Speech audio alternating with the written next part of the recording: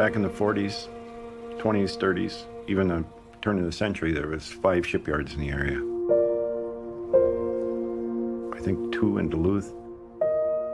And there was actually, where we are here, there was 3 along the waterfront here. I can't remember the names of them.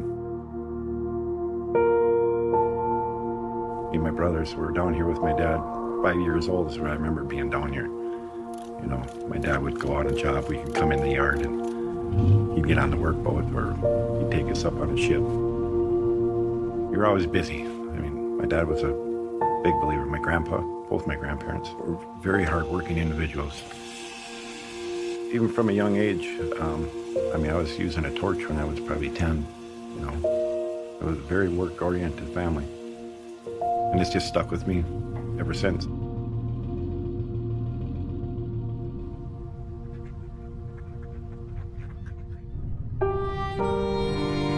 I was wrong when the Fitzgerald sunk. My dad had friends on that ship that sunk. And I don't want to see that same thing happen to these guys. Anytime we go out on a job, our tools are a big part of everything that we do. You want a product that's going to last. The repairs are important, but when we leave the boat, and I tell those guys, see you next time, or, you know, have a safe trip, that's what I mean. We work to prevent that from happening again.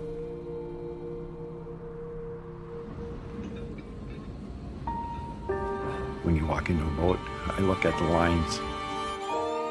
I look at the visual aesthetic. That says a lot about the boat, and it says a lot about the people that worked on it. That's how I see it when I think of it, of them going across the lake. And what I think of what I've done on that boat to get it to go to its destination. And I take pride in that. I know a lot of my guys do too. That's our job.